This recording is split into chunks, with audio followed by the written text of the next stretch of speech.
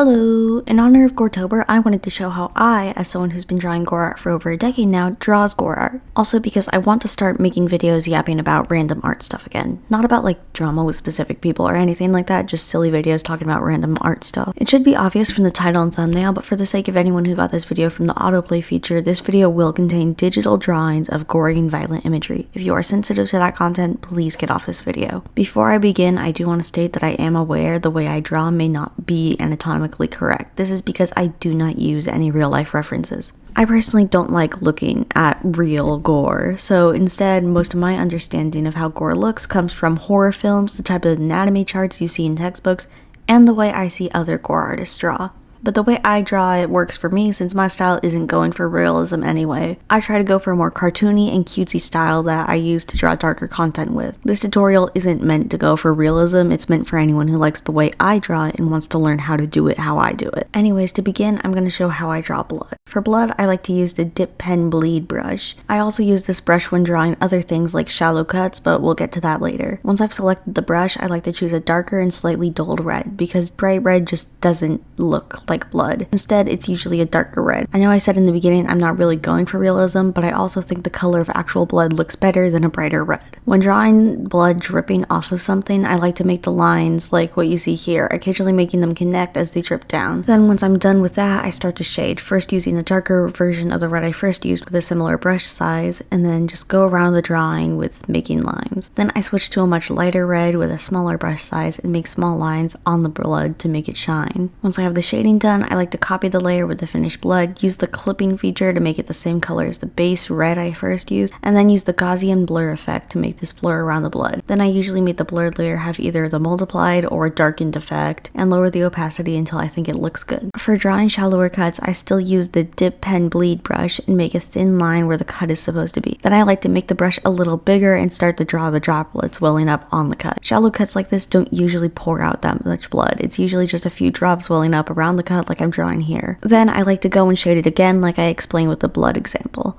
with the darker color following the lines I already drew and then the lighter red highlighting it to make it shine. Once that's done, I do the same thing again with copying the layer, making it the base red, and then blurring it slightly before putting the blurred layer on darken. And with that, we've gotten past the blood and shallow cut section. Now onto deeper wounds. One thing I do like to keep in mind is that once a wound gets deep enough, you do start seeing some of the fat layer underneath, which can look like a light yellowish color. But anyways, I like to start out with the general shape of the wound on a darker red than we used for the blood, using the dip pen hard to just doodle out where I want the wound to be. Then once I have that, I use the smudge tool with the round brush curve to clean it up and make it look like an actual wound.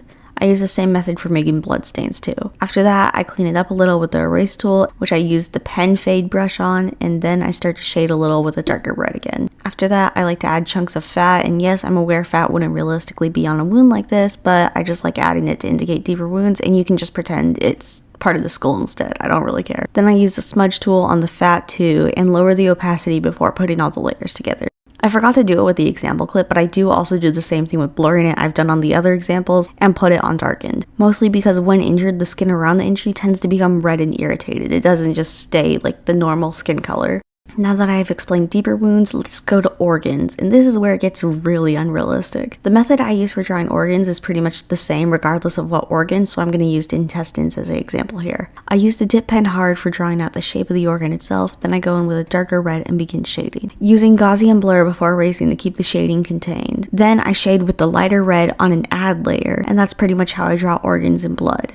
But there's other details I don't see many other tutorials go over, and that's how to draw dead people in general. The first thing to know about drawing someone who's supposed to be dead is that dead skin is much less saturated than living skin, so make sure to select a duller skin tone than they'd usually have. Now, this is more specific to my art style, but I also have a specific way of drawing dead eyes. Notice how when I draw pupils, I add a black or white oval inside the pupil itself? Well, I've always been a fan of that saying that eyes are the window to the soul. So those ovals are supposed to represent that character's soul. So when I draw a dead character, I tend to remove those ovals, which gives their eyes a much emptier look. Other basic things I do with the eyes are draw them lidded, because while your eyes don't close on their own after you die, they don't really remain like super wide open either. I also make the eyeball itself much larger to give it that unfocused look, and then I just color it in how I always do. Also, once a person dies, I like to make it look like their hands and feet have lost circulation. I do this by putting a red color on the tips of the fingers or toes and then I blur it. And then I do the same again further on the tip with a more purple color before lowering the opacity for both. That's basically the entirety of how I draw gory art. I know I'm not the best at making tutorials, but I hope this tutorial was helpful for anyone who needed it. Thank you for watching all the way through.